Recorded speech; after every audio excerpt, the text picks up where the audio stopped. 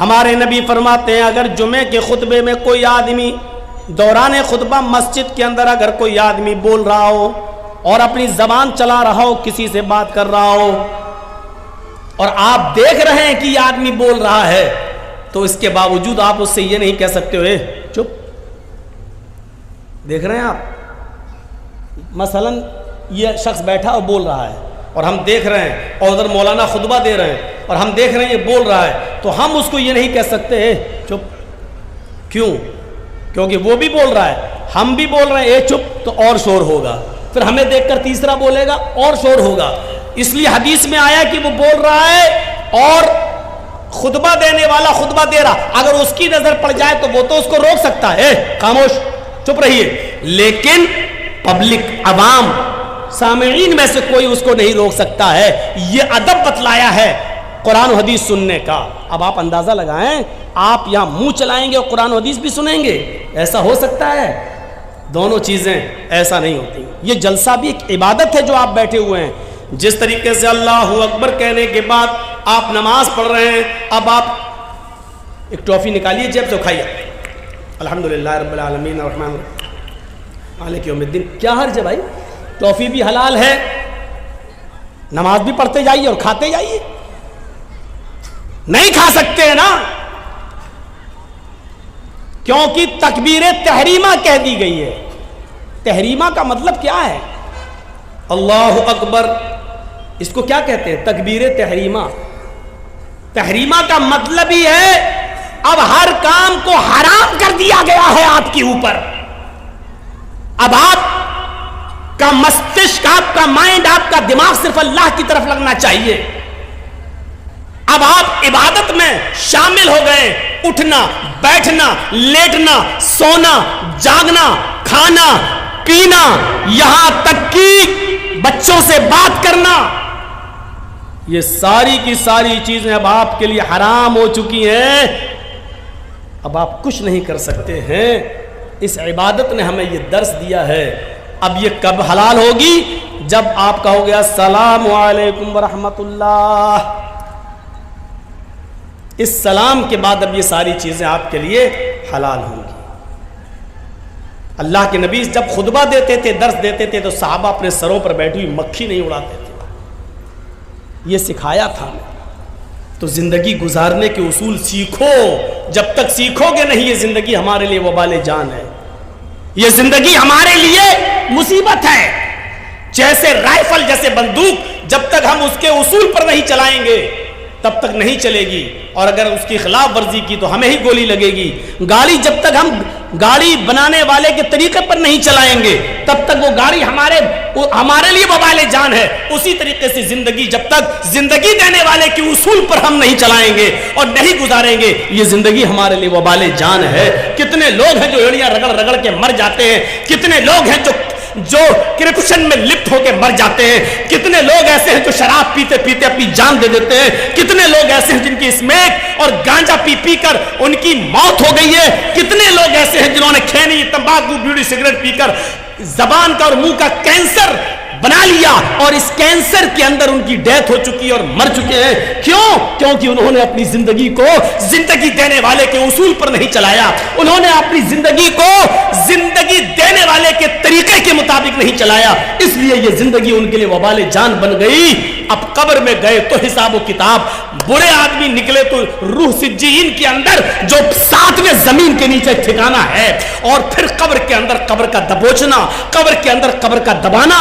میرے بھائیوں، اور قیامت تک اس کو یہی سزا دیا جانا، اور پھر قیامت کے دن حساب و کتاب ہونا، اور پھر حساب و کتاب کے بعد جہنم میں ڈھکیل دیا جانا اور پھینک دیا جانا. یہ تصور کرو، یہ بہت آسان ہے جس زندگی میں ہم رہ رہے ہیں، لیکن اس زندگی کے بارے میں سوچو جو مرنے کے بعد شروع ہوگی.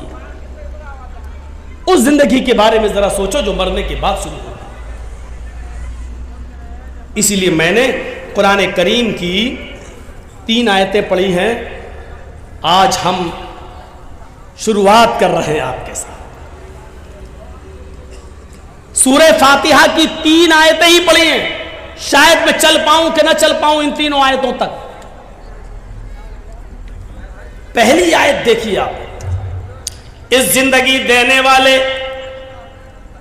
رب کی طرف سے جو پہلی آیت سورہ فاتحہ کی بسم اللہ الرحمن الرحیم کے بعد جو شروع ہوتی ہے قرآن کی، وہ یہاں سے شروع ہوتی ہے الحمدللہ رب العالمین۔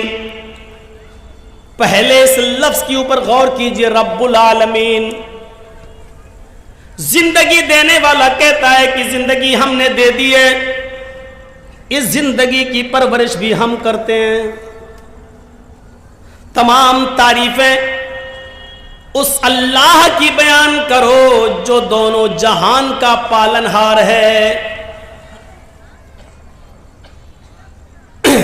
زندگی اس نے ہمیں اور آپ کو دی، زندگی کافر کو بھی دی، زندگی غیر مسلموں کو بھی دی، زندگی یہود و نصارہ کو بھی دی، اور زندگی جانوروں کو بھی دی، زندگی بچوں کو بھی دی، زندگی دوست کو بھی دی اور زندگی دشمن کو بھی دی، زندگی اپنے اوپر ایمان لانے والوں کو بھی دی اور زندگی اپنے اوپر ایمان نہ لانے والوں کو بھی دی۔ دی یا نہیں دی؟ دیکھ لیجیے آپ۔ کیا تم تعریف کرو گے مولانا جرجیس بہت اچھا بولتے، مولانا فلاں بہت اچھا بولتے، ارے ان کی تقریر، آپ لوگ تو جلسہ سننے نہیں نمبر دینے آتے ہیں۔ یہ پہلا جلسے میں یہ پہلا اسٹیج ایسا ہوتا ہے جہاں مولویوں کا فیصلہ پبلک کرتی ہے، جہاں قرآن و حدیث نہ جاننے والے لوگ نمبر دیتے ہیں کہ پہلے نمبر پہ کون سے مولانا اچھے رہے، دوسرے نمبر پہ کون سے اچھے رہے، تیسرے نمبر پہ کس کی تقریر اچھی ہوئی۔ یہ پہلا ایک ایسا منچ اور پہلا ایک ایسا اسٹیج ہوتا ہے جہاں ہم جیسے مولویوں کا فیصلہ ان پڑھ اور جاہل عوام کرتی ہے کہ پہلا نمبر کس کا، دوسرا نمبر کس کا، تیسرا نمبر کس کا۔ ایک اکھاڑا بنا ہوا ہے، یہ ایک دنگل بنا ہوا ہے، جلسہ۔ مولویوں کی تقریر کے فیصلے آپ کرو گے، علماء کے جلسوں کے فیصلے آپ کرو گے کہ پہلے نمبر پہ اچھا کون بولا، دوسرے نمبر پہ اچھا کون، ہاں سب سے اچھی تقریر ان کی رہی، اس کے بعد اس کی رہی، اس کے بعد اس کی رہی، اس کے بعد آپ نمبر دیں گے؟ قرآن و حدیث کو نمبر دیے جائیں گے؟ ذرا سوچیے آپ کیا تعریف کرو گے؟ تعریف تو اس رب کی ہے۔ الحمدللہ، تمام تعریفیں اللہ کے لیے ہیں۔ کس اللہ کے لیے؟ رب العالمین، جو رب العالمین ہے۔ اس نے یہ نہیں کہا کہ ہم رب المسلمین ہیں، صرف مسلمانوں کو پالتے ہیں، یہ نہیں کہا۔ اس نے یہ نہیں کہا رب المتقین، ہم صرف متقیوں کو پالتے ہیں، جو ہم سے ڈرے گا ہم اس کو روزی دیں گے، نہیں۔ اس نے یہ بھی نہیں کہا وہ رب العالمین ہے، رب الانس بھی ہے، رب الجن بھی ہے۔ وہ جس طرح مسلمانوں کو کھلانے اور پلانے والا ہے، اسی طریقے سے غیر مسلموں کو بھی کھلاتا اور پلاتا ہے۔ جس طریقے سے ہمیں اور آپ کو روزی اور روٹی دیتا ہے، اسی طریقے سے وہ یہود و نصارہ کو بھی روزی اور روٹی دیتا ہے۔ جس طریقے سے وہ ہمیں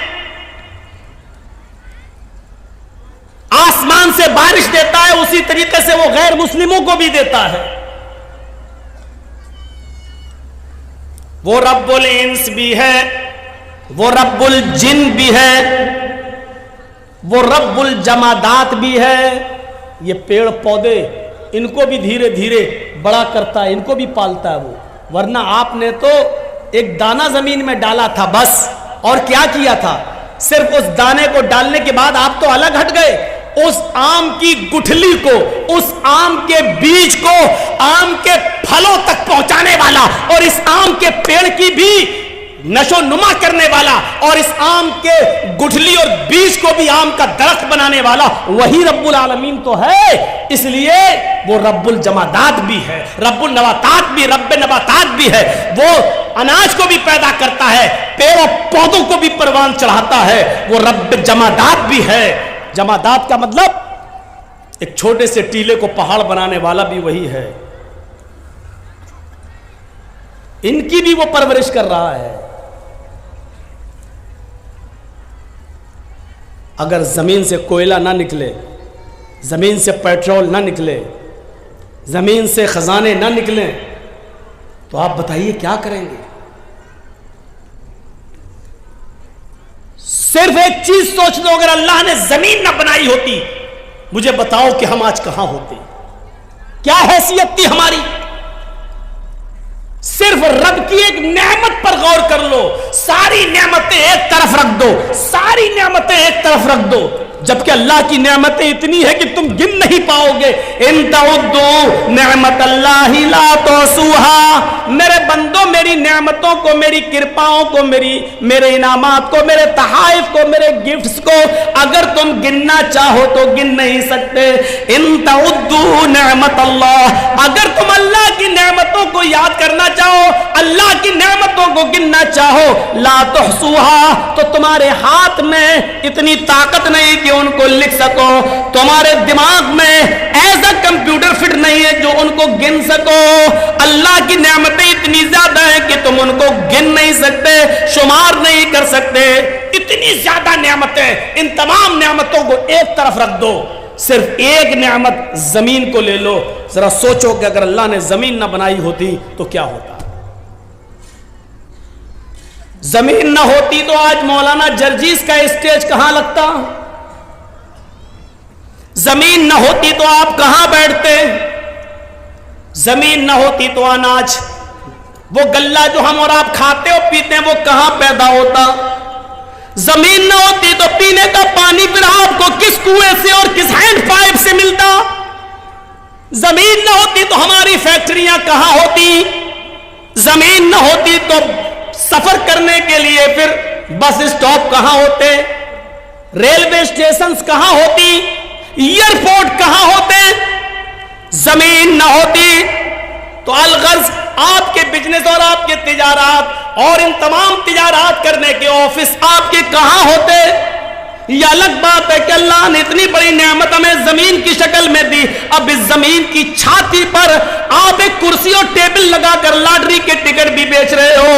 آپ اس زمین پر جو اللہ کی نعمت ہے، آپ اس زمین پر افیم کی اور اس میں کی کھیتی بھی کر رہے ہو، اس زمین کے اوپر آپ چرس اور گانجا بھی بو رہے ہو، آپ براؤن شوگر کی کھیتی بھی کر رہے ہو، اس زمین کے اوپر شراب کے اڈے بھی آپ کھول رہے ہو۔ جو اللہ اس زمین کو ہموار کر سکتا ہے، ہمارے فائدے کے لیے بنا سکتا ہے، اس زمین کی چھاتی پر یہ گناہوں کے اڈے کھولنے والوں، تمہارے کاروبار کو قارون کے خزانے کی طرح اور قارون کے ساتھ قارون کی طرح تمہیں بھی دھسانے پر وہ قادر ہے، جس طرح قارون کو اس کے خزانے کے ساتھ زمین کے اندر دھسا دیا۔ ذرا شراب کے اڈے کھولتے ہوئے، لاٹریوں کے ٹکٹ بیچتے ہوئے، حرام کاروبار کے لیے افیم اور چرس کی کھیتی کرنے سے پہلے ذرا سوچو کہ اللہ رب العالمین کا ایک حکم ہوا، زمین اگر پھٹ گئی ہے، زلزلہ آ گیا تو ہماری حیثیت کیا ہے؟ ہم کہاں ہوں گے؟ کبھی آپ نے سوچا ہے جو اتنی بڑی نعمت دے سکتا ہے وہ اس نعمت پر قادر بھی ہے، وہ اس زمین کے سینے کو پھاڑ کر ہمیں قارون اور اس کے خزانے کی طرح ہمیں دھسانے پر بھی قادر ہے؟ کبھی سوچا ہے ہم نے؟ اس لیے ہمیشہ یاد رکھو، اللہ نے جب اگر یہ نعمت دی ہے تو اس نعمت کا استعمال بھی ویسے ہی کرو جیسے اس نے بتایا ہے۔ ایسا ہو سکتا ہے؟ میاں اور بیوی ملے، حمل ٹھہرا، پانی کے اس قطرے سے پھر علقہ بنا، پھر مضغہ بنا، جمع ہوا خون بنا، پھر گوشت کا لوتھڑا بنا، پھر گوشت کے لوتھڑے میں ہڈی بنی، پھر ان ہڈیوں کے اندر گوشت ڈالا گیا، پھر انگلیاں بنی، پور بنے، تھڑکنے والا دل بنا، گھٹنا بنائے، پنجے بنے، انگلیاں بنی، ناخون بنے، دماغ بنا، اور اس دماغ میں ہزاروں تاروں کا کنیکشن ڈالا، دو دو چمکتے ہوئے ٹیوب لائٹ آنکھوں کی شکل میں دی، اور یہ سب کچھ دینے کے بعد 9 مہینے کے بعد بالکل ہوشیاری کے ساتھ ایک تنگ جگہ سے 2 کلو، 2.5 کلو اور 3 کلو کی بچے کی شکل میں ماں کے پیٹ سے یہ بچہ جب باہر آتا ہے تو جو اللہ اس 2.5 کلو کے اس بچے کو جو ابھی سوچنے کے لیے دماغ کام نہیں کر رہا ہے، دماغ لے کر آیا ہے لیکن ابھی اتنی عقل نہیں ہے، دیکھتا ہے لیکن ابھی پہچانتا نہیں ہے کہ کون ماں ہے، کون باپ ہے، کون بھائی ہے، کون بہن ہے. ابھی بھوک لگتی ہے تو انگوٹھوں کو منہ میں رکھ لیتا ہے. جو اللہ اس مزاج سے اور اس ماحول سے بچے کو ماں کے پیٹ سے نکالتا ہے اور خیریت کے ساتھ وہ اس دنیا میں لاتا ہے، تو کیا اس رب نے اس انسان کے بڑے ہو جانے کے بعد اس کو زندگی کیسے گزاری جائے، عبادت کیسے کی جائے، اچھے کام کیسے کیے جائیں اور برے کام کیسے نہ کیے جائیں، اسے روکا جائے، تو کیا اس اللہ نے اس کے لیے کوئی انتظام نہیں کیا ہوگا؟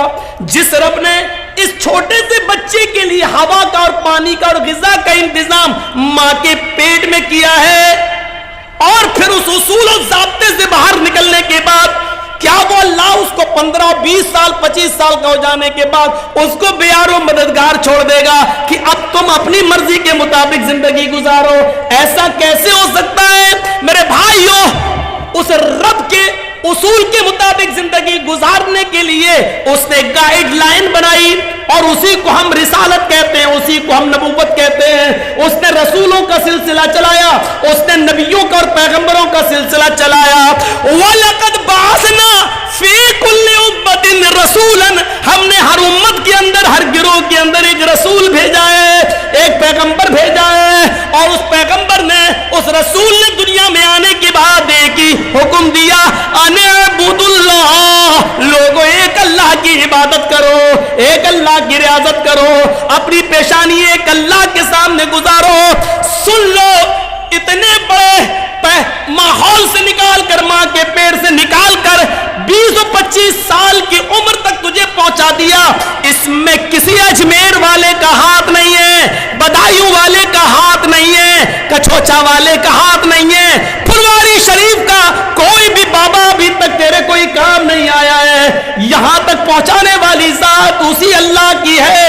اس لیے عبادت کے لائق بھی صرف وہی ہے. یہ پیشانی اس نے سب سے اوپر بنائی، یہ ماتھا اس نے سب سے اوپر بنایا. اس ماتھے کو سب سے اوپر بنانے کا مطلب یہ ہے کہ ہم نے تیرا سر، تیرے پیشانی، تیرا ماتھا، تیری جبین، تیرا یہ پیشانی، یہ ماتھا جو ہم نے سب سے اوپر بنایا ہے.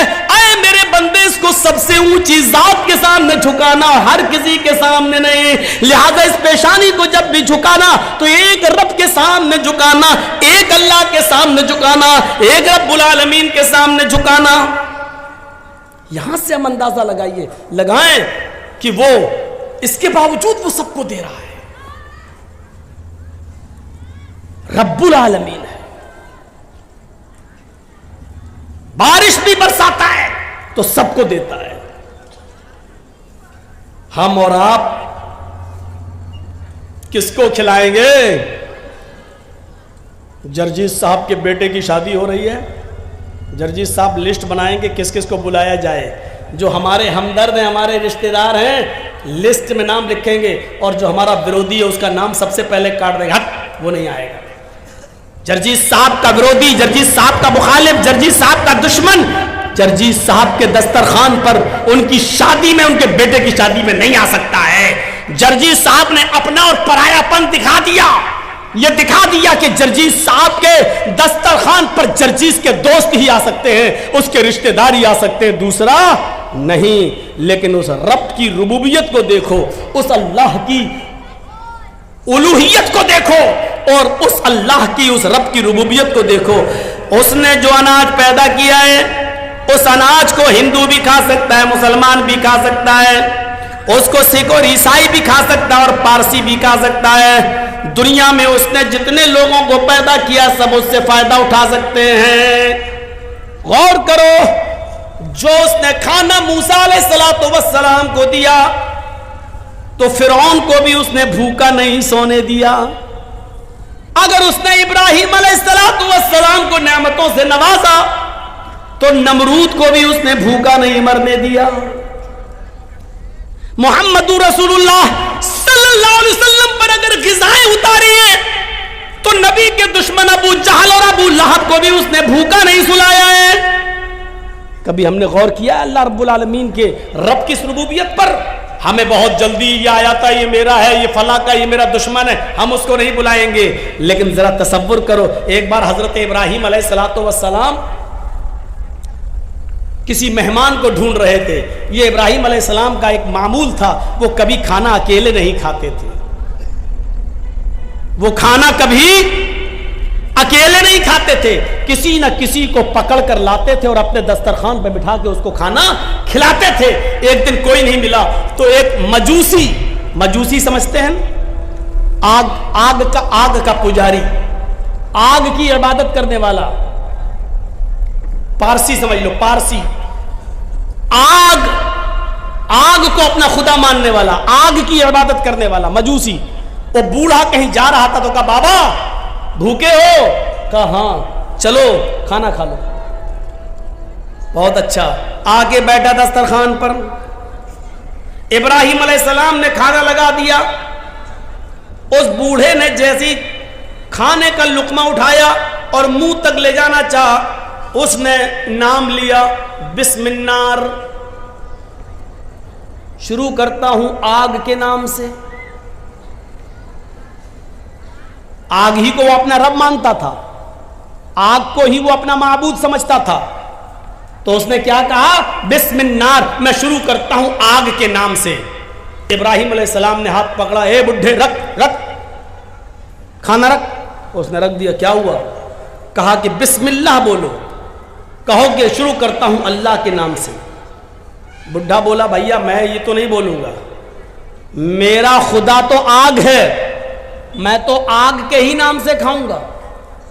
ابراہیم علیہ السلام نے کہا یہ کھانا، یہ نعمت میرے رب نے دی ہے، اس پر میرے رب کا نام لوگے. اس نے کہا ابراہیم بھوکا مر جانا گوارا ہے، تیرے رب کا نام لینا گوارا نہیں. ابراہیم علیہ السلام نے کہا اٹھ بھاگ. چلا گیا بڈھا، نہیں کھلایا. ابھی وہ 100-150 یا مشکل سے 200 قدم گیا ہوگا. اللہ نے جبرائیل کو بھیجا اور کہا جبرائیل ابراہیم سے کہو اس بڈھے کو بلا کر لاؤ اور دسترخوان پہ کھانا کھلاؤ. کھانا رب نے دیا ہے، تم نے نہیں. ابراہیم علیہ السلام نے اس بوڑھے کو بلایا اور پکڑ کر لائے. آئے بزرگ ادھر آؤ، چلو کھانا کھا لو. اس نے کہا ابراہیم ابھی تو آپ نے بری طرح بھگایا اور آپ کہتے ہو کھا لو. فرمایا ہاں چلو کھا لو. دسترخوان پر بٹھایا، کہا دیکھو میں اپنے رب کا ہی نام لوں گا بسم النار. فرمایا بابا تمہیں جس کا نام لینا ہو اس کا نام لے لو لیکن کھانا کھا لو. کہا ابراہیم اتنا کیسے بدل گئے ہو؟ فرمایا جب تم دسترخوان سے اٹھ کر گئے 200 قدم دور پہنچ گئے، میرے رب نے جبرائیل کو بھیج دیا، ایک فرشتے کو بھیجا اور اس فرشتے نے آ کر مجھ سے کہا اے ابراہیم اس بوڑھے کی عمر تو 90 سال ہے، تم بتاؤ تمہاری عمر کتنی ہے؟ اس بوڑھے نے کہا 90 سال ہے. کہا یہ ابھی میرے رب نے بتایا ہے، جبرائیل نے بتایا کہ اس بوڑھے کی عمر 90 سال ہے. 90 سال کی پوری زندگی اس نے کبھی میرا نام نہیں لیا. اے ابراہیم اس کے باوجود میں اس کو کھلاتا رہا، وہ تیرے دسترخوان پر ایک بار میرا نام نہیں لیا، تو نے اس کو بھگا دیا. یہ رب کی رحمت کو گوارا نہیں، یہ اس اللہ کی رحمت کو گوارا نہیں کہ کوئی بھوکا دسترخوان سے اٹھ جائے. اے بابا تم نے 90 سال سے میرے رب کا نام نہیں لیا لیکن پھر بھی اس نے تمہیں کھلایا. آج بھی اس نے دسترخوان سے بھوکا اٹھ جانا اس کو گوارا نہیں ہوا. اس نے مجھے بولا کہ بلا کر لاؤ اور کھلاؤ. اس بوڑھے کے آنکھوں میں آنسو آ گئے اور روتے ہوئے کہنے لگا اے ابراہیم اپنا ہاتھ بڑھاؤ، پہلے میرا رشتہ اس رب سے جوڑ دو جو اتنا مہربان ہے، جو 90 سال تک مجھے جس کا نام نہیں لیا پھر بھی کھلاتا اور پلاتا رہا، یہاں تک کہ آج بھی اس نے مجھے بھوکا دسترخوان سے اٹھنا گوارا نہیں کیا ہے، اور آج بھی اس نے آپ کے پاس فرشتے کو جبریل کو بھیج کر مجھے کھانا کھلانے کے لیے یہاں بھجوایا ہے. اے ابراہیم اب سب سے پہلے میرا رشتہ اس رب سے جوڑ دو تبھی ہم بعد میں کھانا کھائیں گے. اس بوڑھے نے اس رب سے رشتہ جوڑا اور اس کے بعد کھانا کھایا. تو میرے بھائیوں یہ ہے رب العالمین. وہ یہ نہیں دیکھتا ہے کہ میرے دسترخوان پر جو کھا رہا وہ میرا دشمن ہے. یقین مانیے اگر اللہ یہ سمجھنے لگے کہ یہ میرا دشمن ہے تو یقین مانیے پھر کسی کافر کو ایک گھونٹ پانی بھی پینے کا موقع نہ دے.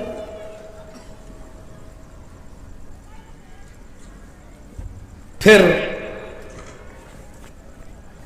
ان کرمنل اور گنڈے لوگوں کو حکمرانی دے دے گا لیکن اس کی نظر میں کچھ نہیں آؤگا. رب العالمین ہے, رب الانس والجن ہے, رب الحیوانات, وہ جانوروں کو بھی کھلاتا اور پلاتا ہے. آپ کتنا کھائیں گے؟ 2 روٹی, 3 روٹی, 4 روٹی, 5, کتنا کھائیں گے؟ بہت کم لوگ ایسے ہوتے ہیں جو, اب میں نام نہیں لوں گا, لیکن ایک جلسے میں نے ایک ایسے مولانا کو دیکھا ہے جو 1.5 کلو مچھلی کھا گیا, 1 کلو بکرے کا مٹن وہ بھی کھا لیا اور آدھا کلو سلاد بھی کھا لیا. چشمدید گواہ ہوں, چشمدید گواہ. اتنا بڑے بڑے 3 بار اس کو چاول دیا گیا وہ بھی کھا لیا. اور مذاق میں کھانا کھلانے والا جب اور دینے لگا لیجئے تو کہتا نہیں آج سفر لمبا ہے کر کے آیا ہوں, طبیعت میری ٹھیک نہیں, آج میں کچھ کم ہی کھاؤں گا. اتنا کھانے کے بعد بھی وہ کہہ رہا کہ نہیں میری طبیعت کچھ گڑبڑ ہے اس لیے آج میں کچھ کم ہی کھاؤں گا. تو ایسے لوگ بہت کم ہیں جو اتنا کھاتے ہیں.